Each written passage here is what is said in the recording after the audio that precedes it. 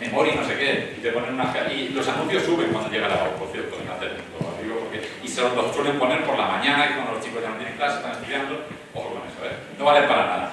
Efecto placebo, ¿vale? Homeopatía, ¿vale? Pues bueno, tomamos una cucharita de azúcar y eso no va, ¿vale?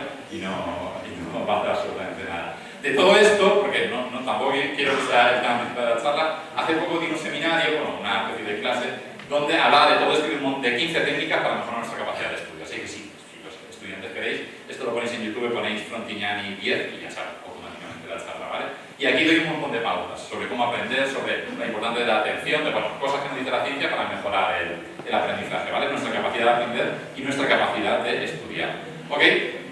Y en la última parte de la charla, ya con la que me voy a despedir, quería hablaros de eso, de aplicaciones del cerebro que están un poquito más relacionadas con cosas del día a día, que es lo que os he contado hasta ahora, y ahora voy a contar algunas cosas que están sucediendo en el mundo de la neurociencia que son increíbles, que son fascinantes, ¿vale?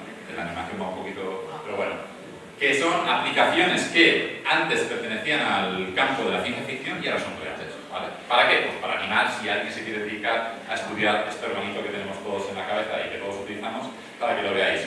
¿Qué es lo que hice? Pues mirad, hice algo muy sencillo. Tenía yo un guión preparado, porque de esto me gusta mucho hablar, pero dije, mira, pues voy a ver si hay algo de lo que pueda hablar. Y le pregunté a ChatGPT, le dije a ChatGPT, oye, dime ideas, dime para una charla que voy a dar en Consuela sobre los avances en neurociencia. Y ChatGPT, muy inteligente, funciona muy bien cuando quiere, pues me dio ahí unas cuantas ideas, ¿vale? Me habla de la conectómica, que es algo que está revolucionando la ciencia, la ortogenética, que son muy complicadas, ¿vale? Cosas muy difíciles, la inteligencia artificial, claro. ¿De qué me va a decir ChatGPT que es importante? Pues evidentemente la inteligencia artificial. Se vende bien, ¿he visto? Y la neurotecnología, y bueno, de todo esto nos habla, ChatGPT me dice dos ideas que son fundamentales. La primera de ellas es compleja y voy a decir muy poquito, pero es lo que va a revolucionar de verdad cómo funciona nuestro cerebro, que es la conectómica. Y luego nos habla de la neurotecnología, de cómo utilizando tecnología podemos sustituir funciones que hemos perdido en el cerebro humano, ¿vale? Sabiendo lo que sabemos del cerebro, que es poquito. Entonces, de la parte de conectómica no voy a decir casi nada, simplemente que el mayor avance de conectómica se ha hecho este año, ¿vale? Conectómica básicamente es analizar cómo se conectan las neuronas en el cerebro, básicamente, hacer un mapa del cerebro, lo venden así, ¿vale? Y el mayor mapa de la historia lo ha hecho un español que investiga en Inglaterra, evidentemente, porque aquí pues, no nos quieren mucho. Ha hecho el mayor mapa de una larva de mosca, bueno, con su explicación, el mayor mapa de la historia del mundo, para conocer cómo funciona el cerebro, de 3.016 neuronas, ¿vale? Y entre las 3.016 neuronas hay más de casi medio millón de conexiones. ¿Por qué? Porque cada neurona puede tener hasta 10.000 conexiones, ¿vale? Ya sabéis que al final nuestro cerebro funciona de una forma muy sencilla, y es, tenemos unas neuronas que reciben información, que la procesan y que generan una respuesta. Eso es lo que hacen, ¿vale? Pues esas neuronas a través de conexiones lo hacen. Esto es el mayor avance de la conectómica hasta la fecha. Aquí tenemos, está guay, además parecen globos, está chulo, pero tenemos un problema. Y es que el cerebro humano no tiene 3.016 neuronas, tiene 86.000 millones de neuronas. Cada una de esas neuronas puede tener hasta 10.000 conexiones. Hace la multiplicación. No sabe, el cerebro humano no sabe multiplicar 86.000 millones por 10.000. ¿Vale? Es muy difícil que tengamos un mapa del cerebro en los próximos años, pero en un periodo de 5 años o por ahí lo sabremos, lo tendremos. ¿Por qué? Porque todo esto se mete en un ordenador y te dice respuestas. Por ejemplo, si tenemos un mapa del cerebro, le podemos decir, oye, ¿qué le pasa a un cerebro si, yo qué sé, le metemos ansiedad, estrés y además meternos ansiolíticos y meternos no sé qué efecto va a tener sobre la Alzheimer? Y te lo va a hacer, ¿vale? Eso va a suceder dentro de poco. Pero yo os quiero contar cosas que son un poquito más reales, que ya han llegado a nosotros, ¿vale? Es un poco lo más así fascinante que tiene el avance de la neurotecnología. La neurotecnología básicamente lo que os he dicho, utilizar dispositivos tecnológicos para sustituir funciones que nuestro cerebro ha perdido, o nuestro cuerpo, ¿vale? Y esto es algo que parece como muy loco, pero en realidad está avanzando a pasos de gigantes, ¿vale? Tenemos que básicamente lo que se utiliza es una estructura que se llama interfaces cerebro-ordenador, es conectar nuestro cerebro a un ordenador y con el cerebro controlar algo en el ordenador, ¿vale? Esto es algo que es el primer interfaz real, el primer interfaz que fue funcional y que de verdad funcionó, es el año 2011, ¿vale? El primero que tiene este tipo de aplicación, que es en este vídeo, que tenemos, que ya se ve un poquito pisado, tenemos una mujer que no puede mover brazos y piernas y que tiene este sistema tan complicado en la cabeza metido, y ella con su cabeza está controlando el brazo robótico, literal. ¿vale? Lo está controlando. Lleva un entrenamiento, es una cosa complicada, ¿vale? Pero lo está haciendo. Pensad que es una persona que no puede mover brazos y piernas. No puede moverlos. ¿Por qué? Pues porque ha tenido una lesión medular o tiene esclerosis lateral ametrófica, la enfermedad de la que os he hablado antes, ¿vale? Y 2011 podía volver a comer chocolate. Bueno, esto lo pone porque es como muy innovador, no queda como muy guay. Estas son investigaciones que ha desarrollado DARPA, que es una agencia americana de investigación muy loca, que hace cosas muy locas, y está financiada por el ejército, ¿vale? Estos mismos investigadores consiguieron, pocos años después, no pongo el vídeo, pero bueno, no tengo otros, que estas personas pudieran controlar, en lugar de un brazo robótico, unos arneses que iban controlando sus propios brazos, ¿vale? Y podían volver a mover sus brazos. Personas que no pueden mover sus brazos. Pero es que esto ha ido un paso más allá, ¿vale? La enfermedad que os he dicho antes, la esclerosis lateral amiotrófica, tiene un problema.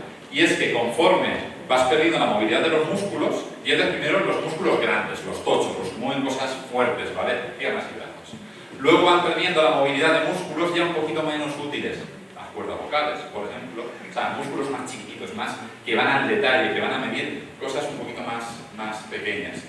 Y finalmente esa persona suele morir porque tiene un colapso, porque se deja de funcionar el diafragma, ¿vale? Tiene que tener respiración artificial, o es una cosa muy complicada.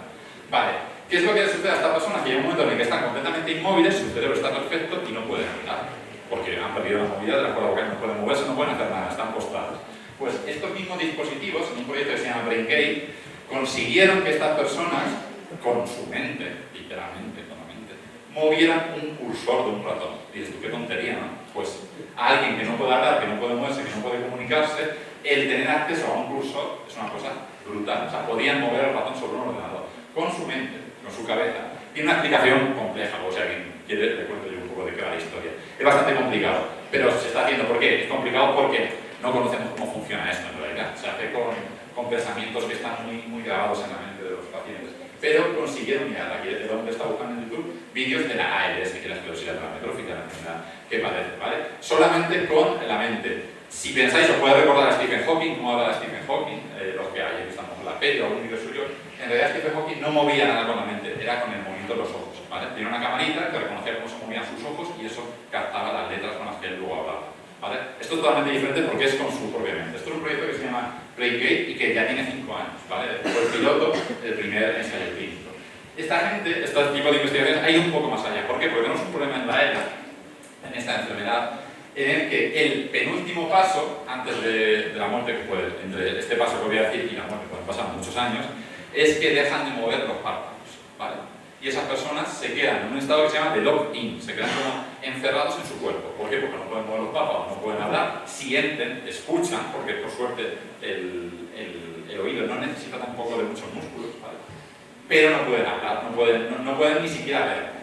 Y estos investigadores consiguieron, bueno, estos no, otros similares, consiguieron volver a comunicarse con un paciente con ELA en estado de lock-in, o sea, con los ojos cerrados, no había comunicación. Era una persona que, recordad, cerebro perfecto, el cerebro está intacto, maravilloso, ¿vale? No tiene ningún tipo de deterioro cognitivo, pero no podía comunicarse. Y consiguieron volver a comunicarse con unos sistemas que reconocían pensamientos del paciente y que los traducían en palabras, ¿vale? Lo primero que hizo, porque era alemán, fue pedir una cerveza, por cierto, es una atención, es lo primero que pidió el hombre, y luego lo segundo que pidió era una peli con su hijo, o sea, que es una cosa como muy... Pero pensad lo que significa, es una persona que no puede comunicarse, tenemos un sistema que le permite reconocer sus pensamientos, ¿vale? Esto no lo he puesto en la charla porque ya se me envía mucho tiempo, pero esto mismo quiere hacerlo Meta y quiere hacerlo Elon Musk para cualquier persona, que todos podamos mover o sea, coger el móvil y pensar, desbloquearte y que se desbloquee, ¿vale? Y decir, métete en WhatsApp y que se meta en WhatsApp automáticamente, no decir pensarlo, ¿vale? Quieren hacerlo, están metiendo mucha pasta en eso, también podemos debatir de ello si queréis. Pero sí es verdad que eso es algo fascinante.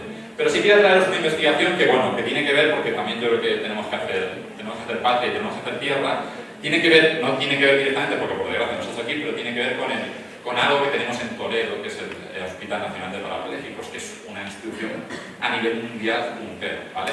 Que está relacionado con las lesiones medulares. En España tenemos 150.000 personas, más de 150.000, porque esto es 2021, con lesión medular. O sea, lesión medular depende de a qué grado esté la lesión, perdemos movilidad de piernas y brazos, o sea, es complicado, ¿vale? Pues unos investigadores de la Universidad de Lausana, en Suiza, una de las universidades más importantes a nivel de cerebro del mundo, consiguieron en el año 2015 que ratones que tenían lesión medular, a los que se les induce, no porque tienen accidente de tráfico, sino porque se los inducimos, en el laboratorio, volvieran a caminar, ¿vale? Esto en realidad a priori es muy sencillo, porque claro, si yo tengo una lesión medular, lo único que tengo que hacer es reconectar el cerebro con la parte que se ha lesionado, ¿vale? La columna vertebral lo que va a hacer va a ser medir, o sea, va a mediar el movimiento de las diferentes de nuestros brazos y de nuestras piernas, vamos a reconectarlo, ¿vale? Con un sistema Bluetooth, y lo consiguieron en ratas, perdón, lo consiguieron en primates, a los que también hay que inducir la lesión medular, evidentemente no tienen lesión medular por sí solos. Hay que decir que la investigación con primates está súper limitada en Europa, ¿vale? Pero bueno, aquí veis cuando se enciende el dispositivo que conecta la cabeza del cerebro con la parte lesionada de la médula, vuelve a caminar, ¿vale? El primate. Y estos mismos investigadores, en un plazo de 2015 a 2021, lo consiguieron en personas, no, en un plazo no menos, en 2018 fue el primer PP, en 2021 fue la aplicación real, ¿vale? Consiguieron que personas que tenían una lesión medular, en el que sí es verdad que es una lesión medular en la que solo están afectadas las extremidades inferiores, reconectar su cerebro con las piernas y que volvieran a andar, ¿vale? Esto que es algo que lo publicaron en 2018, en 2021 ya se sacó un sistema que se podría integrar en pacientes que de verdad tienen ese tipo de lesiones. Y en este vídeo, que no sé si me va a reconocer, han funcionado todos, mira, el último. Vale, sí. En este vídeo, en Lausana, precisamente vemos a un paciente que tiene este sistema y que cuando se activa el sistema puede volver a caminar, ¿vale? Lo que hace en realidad no es nada sofisticado, ya que es una especie de sistema de Bluetooth que lo que hace es conectar un sistema que se integra dentro de la médula espinal y que activa las conexiones nerviosas que se han cortado, que se han seccionado. Tenemos un problema aquí, es que en el momento en el que no usamos algo en nuestro cuerpo se deteriora. Estas personas, en el momento en el que no caminan, la musculatura de la pierna la pierden, por eso andan de esa forma tan compleja. Pero básicamente es un sistema que envía las ondas del cerebro, de lo que cuando el cerebro piensa mueve la pierna izquierda, por ejemplo, de forma totalmente inconsciente, el sistema envía esa información para que se mueva la pierna izquierda, y así con la derecha, con la izquierda, ¿vale? Esto es algo de pura ciencia ficción, ¿vale? Es algo que no nos podíamos imaginar, y de hecho el Hospital Nacional de Parapléjicos está trabajando en este tipo de aplicaciones, pero sobre todo está trabajando en regeneración medular, que es una cosa bastante más complicada, pero es una solución que es increíble. Con esto quiero decir que la revolución relacionada con el cerebro humano en realidad puede venir de cualquier lado, no solo va a venir de la neurobiología, de los biólogos, de los bioquímicos, de los médicos, neurólogos, psiquiatras, también va a venir por parte de la ingeniería, y eso es muy bonito, porque lo más bonito que tiene la ciencia es que es común, ¿vale? La ciencia es común, la ciencia es compartida, y es una cosa, un mensaje que creo que se quede. Y luego ya para terminar, quería invitaros a todos aquellas y todas aquellas que esto les llama la atención, pues que para continuar esta revolución necesitamos cerebros, buscamos cerebros, ¿vale? O sea, buscamos cerebros que hagan este tipo de carreras científicas, o ingeniería, que tengan ganas de participar, ¿vale? La mejor forma de participar en esta revolución es formando parte de ella, ¿vale? De forma directa o también de forma indirecta, porque no solo buscamos cerebros que se metan directamente en esto, que se dedican a investigación, que se dediquen a la neurología, sino que necesitamos en general a toda la sociedad, ¿vale? Esto es una cosa que es importante y que es el mensaje principal. Necesitamos a cerebros, los más jóvenes y los más mayores, que tengan curiosidad, cerebros que piensen. Recuerda lo que os he dicho, todos usamos el 100%, pero no todos lo usamos igual, ¿vale? Necesitamos cerebros que duden, cerebros que razonen, cerebros que sean valientes, que se atrevan a desafiar el statu quo, lo que te dicen, lo que pasaba, por ejemplo, con el cerebro masculino y el cerebro femenino, ¿vale? Que duden de todo eso. ¿Por qué? Pues porque estamos viviendo nos ha tocado vivir una época maravillosa, una época brutal, la mejor época en esperanza de vida, en calidad de vida, en todo de la historia de la humanidad, pero tenemos un desafío. Hoy es el Día de la Tierra, el Día Mundial de la Tierra, no sé si lo sabíais, 22 de abril. Tenemos un problema, estamos hasta arriba de... no voy a decir la palabra, pero bueno, ¿me entendéis? Estamos jodidos, ¿vale? Estamos muy jodidos. Y necesitamos cerebros para solucionar esto. Y necesitamos cerebros que no necesitamos gente que se dedique a la neurociencia, o gente que se dedique a las ciencias ambientales, o gente que vaya a acabar con el problema de la sequía, que sí, evidentemente, pero necesitamos personas que estén a favor, que empujen a favor de este problema, porque es un problema muy grave. Aquí hay gente muy joven que va a vivir épocas jodidas, de verdad, ¿vale? Los modelos climáticos cada año son peores, solamente digo eso y lo estamos viendo. O sea, que entonces, como es el Día de la Tierra, yo creo que es importante incidir en esto, ¿vale? Y lo que necesitamos al final, en el tema del cambio climático, en cualquier tema relacionado con la ciencia, parece que estoy derivando, pero no, en realidad sigo hablando del cerebro, es que reflexionemos, que pensemos, que cuando nos ofrezcan una verdad, busquemos si es verdad o no. ¿Vale? Busquemos en publicaciones científicas, hagamos caso a expertos. Necesitamos que los hechos demostrados superen a las opiniones, ¿vale? Porque estamos en una época en la que todo el mundo opina de todo y nadie sabe de nada, ¿vale? Esto es una cosa importante. Necesitamos utilizar nuestro cerebro, necesitamos reflexionar, necesitamos razonar, necesitamos ver los hechos, ¿vale? Comprobarlos y no pensar que por tener una idea muy loca soy guay, porque pienso distinto al resto, ¿no? ¿Vale? Hay ideas muy claras. El cambio climático, mira, ha salido un estudio hoy, que es el Día de la Tierra, en el que dice que el 99% de los estudios sobre el cambio climático demuestran que ha sido causado por el hombre. ¿Vale? El 99% de los estudios. Y pensad que hay estudios que han sido financiados por petróleo y por cositas así, 99%.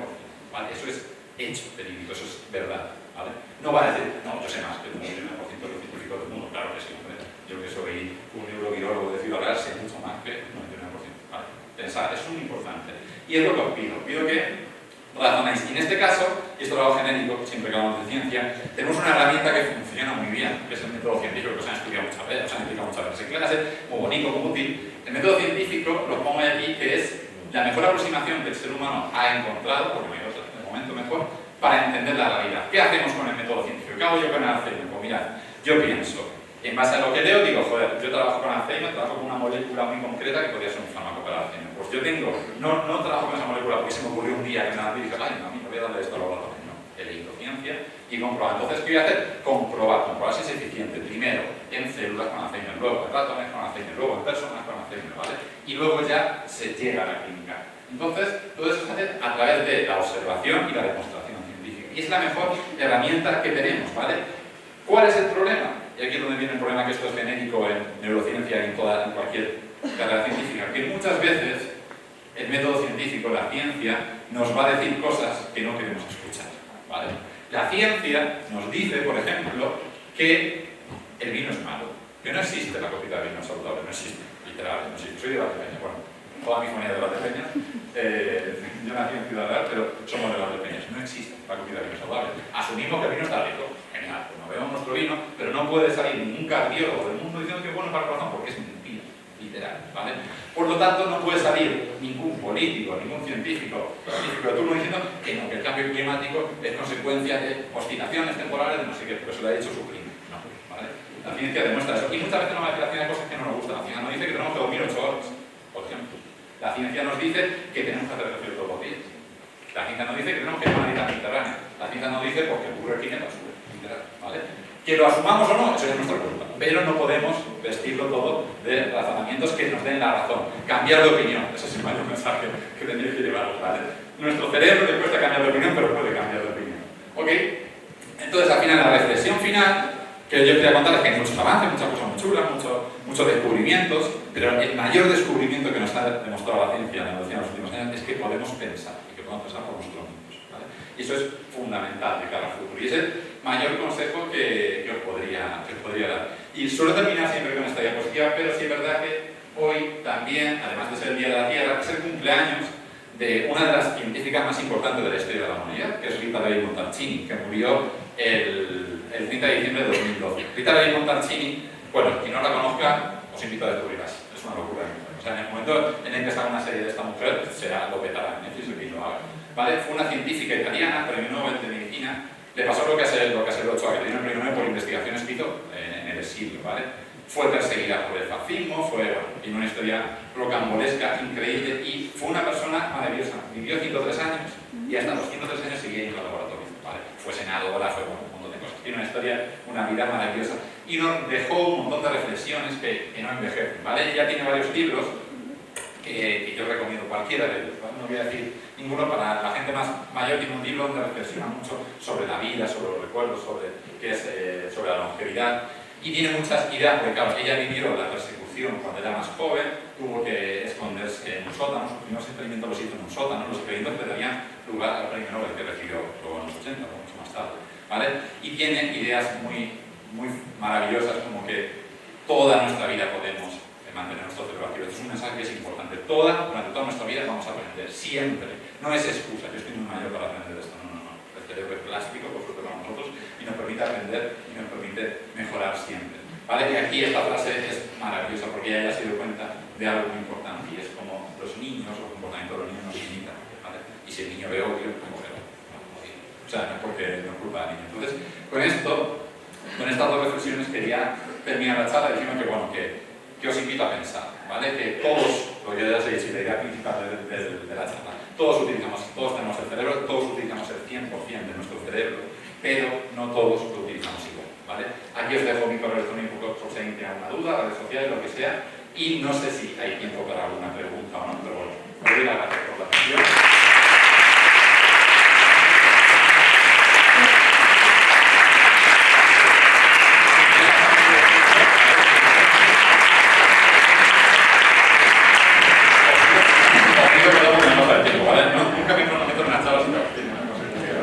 No sé si hay tiempo para preguntas, si no, sí, lo que digan los profes, yo aquí no mando. Sí. Ah, vale. Sí, pero sí, pero pasa. No sé si tenéis alguna pregunta, si hay tiempo para dudas, sí.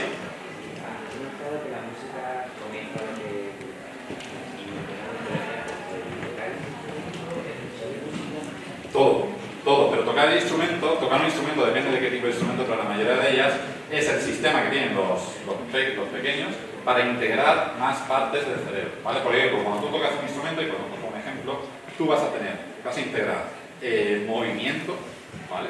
Y vas a integrar movimiento con razonamiento, ese razonamiento con memoria, porque te aprendes la pieza de memoria, con audición, con la parte...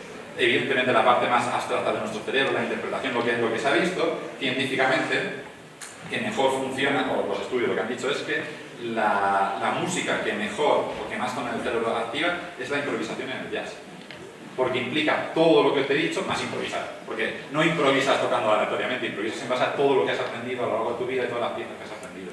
Eso es lo que se ha demostrado, pero cualquier instrumento, lo que se ha visto sobre todo es a partir de los 5 o 6 años, es fundamental, porque fortalece muchas conexiones, el lenguaje, por ejemplo, se activa también con la música, porque al final es el lenguaje, se activa incluso el pensamiento matemático, o sea, porque tienes ritmos, tienes frecuencias, o sea, es el aprendizaje o el proceso que más zonas de nuestro cerebro activa, y cuando somos pequeños es fundamental. Yo no toqué ningún instrumento, salvo la flauta cuando era pequeño y me da la vida, ahora que se está cosas, pero bueno. ¿Alguna cosa más? Sí. Sí, has comentado antes que hay cura para el Alzheimer. Sí. No hay cura, no, se puede prevenir. Se puede prevenir. ¿La base es física o algo que te puedas tomar? ¿O qué? Ojalá que fuera algo que te puedas tomar. Mira, es algo que no te tienes que tomar la prevención. Mira, no se puede prevenir en todos los casos. El Alzheimer, pensar un 5% de los casos de Alzheimer es genético, es hereditario. Casi nadie de los que habéis tenido familiares con Alzheimer, hay ese Alzheimer, porque el Alzheimer hereditario es un Alzheimer que debuta en los 45 50 años, ¿vale? Entonces, y eso están los casos muy ligados a las familias. Pero sí es verdad que se han visto una serie de estudios que se iniciaron en Finlandia y ahora se están haciendo por todo el mundo, que se llama Finger, por si queréis buscarlo como dedo en inglés, los estudios Finger. Lo que han visto es que haciendo intervenciones a partir de los 55 60 años de edad, con 5 componentes básicos, se reduce la probabilidad de Alzheimer en un 50%, que es muchísimo. ¿Cuáles son esas intervenciones? Muy sencillas. Dieta saludable, dieta mediterránea, por cierto, siempre, dieta mediterránea, hacer ejercicio, enriquecimiento cognitivo, siempre, dormir bien, fundamental, y vida social, fundamental. Con eso, de hecho, ese es el tratamiento que está dando ahora mismo en Suecia, por ejemplo, lo ha aplicado, Finlandia, Islandia también, que tiene un problema de consanguinidad muy grande y tiene varios casos de Alzheimer familiar. Están haciendo esas intervenciones. A las personas, cuando llegan a los 55 años y han tenido un familiar con Alzheimer, le dicen, tienes que hacer esto. Cada uno ya toma la decisión, no fumar, no beber. Pero esto es una reflexión que es muy buena. Reduce la probabilidad de Alzheimer en un 50%, pero es que eso te va a reducir la probabilidad de tener cáncer, de tener diabetes, de tener hipertensión, de tener enfermedad cardíaca, de tener un ictus, todo, porque son básicamente los factores de riesgo de todas las enfermedades. Pero con el Alzheimer en concreto se estudia por qué. Porque como no tenemos ni idea de la enfermedad, han dicho, bueno, vamos a ir probando, y había muchos estudios de dieta mediterránea, por ejemplo, que la dieta mediterránea reduce la probabilidad de Alzheimer, ¿vale? Lo reducen un poquito. Entonces, juntando todo eso, y es muy interesante el tema del enriquecimiento cognitivo y de, o sea, yo siempre digo hacer sudokus, ¿vale? Leer, lo que sea. Y luego la vida social, que las personas mayores muchas veces, sobre todo en entornos rurales, tienden al aislamiento, y eso es un factor de riesgo muy grande, no tener vida social en pacientes con riesgo de Alzheimer. Sí. Y si se hace eso de verdad, se previene un 50% de lo que dicen los estudios, que es muchísimo. Pensad que una población donde mayores de 80 años, un tercio van a tener Alzheimer, eso a nivel de salud pública no se puede sostener, es insostenible.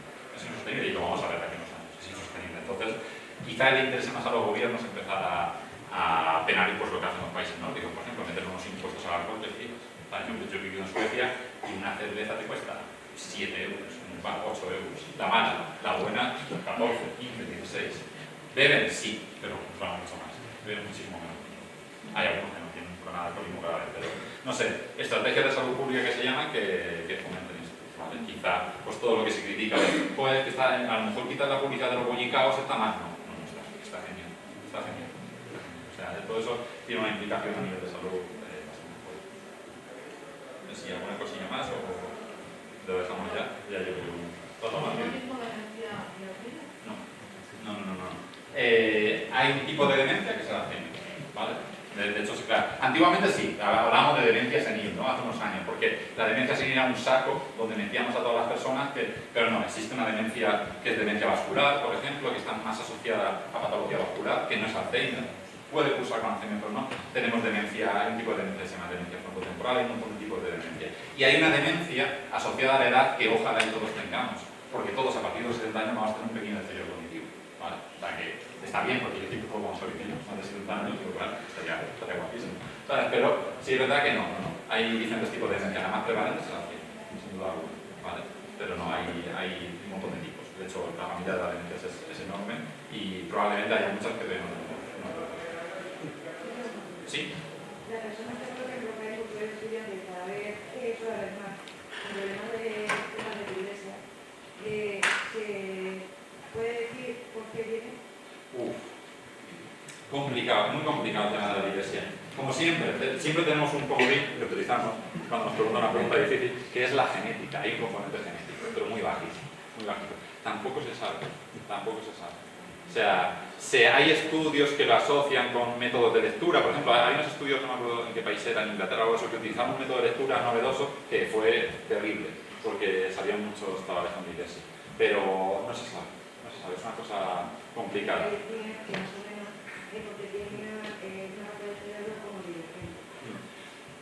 Podría ser, eso explica una cosa, y eso explica que todos somos dislésicos en algo, ¿vale? Todas las personas. Lo que pasa es que la dislexia más común, yo soy disléxico ambidiestro, que se llama. O sea, yo soy disléxico ambidiestro. Yo siempre cuento que yo suspendí educación física en primero de primaria, porque no diferenciaba la izquierda de la derecha, y sigo sin diferenciarlo. Yo durante muchos años, de forma inconsciente, lo que hacía era que me ponía el reloj en la izquierda, y así lo sabía. ¿Vale? Y ya automáticamente mi cerebro hace una trampa muy rápida que para pensar a la izquierda y a la derecha piensa en el reloj. Pero para sacarme carnet de conducir, me costó, me tuve que reconstruir a nivel mental. Pero sí, todos somos disléxicos, o sea, todos tenemos esa divergencia en algún tema, en algún concepto, que es una cosa hiper común, mucho más de lo que pensamos. Lo que pasa es que sí es verdad que la dislexia asociada a la lectoescritura es la más común, la más visible, la más detectable. ¿Vale? Pero no se sabe, de hecho había unos estudios por ahí en los 80, a finales de los 80, que lo asociaban con el tabaco en el embarazo. Eso era correlación, porque fumar durante el embarazo es jodido en muchos aspectos. Entonces, bueno, podía haber un pequeño déficit en el desarrollo cognitivo, pero no, o sea, no hay una causa, que es lo que pasa con muchas enfermedades, o iglesia podríamos decir que no es una enfermedad en sí, pero bueno, es una alteración en el cerebro que puede tener consecuencias pues, muy graves, pero con consecuencias graves, que no conocemos la causa, no tenemos ni idea. O sea, nos pasa con mucho. Yo en esta charla no lo he puesto, pero yo pongo una diapositiva normalmente con las enfermedades más prevalentes del cerebro, y que se sepa la causa, está el Parkinson y un poco más, un poquito más. O sea, y bueno, la causa no es todos los casos. O sea, que... Sí. ¿Hay algún estudio que confirme que la aparición de trastornos de déficit de atención en los niños estén ya enlazadas con el uso de tablets móviles desde el año de vida, por ejemplo, que se puede ver al niño?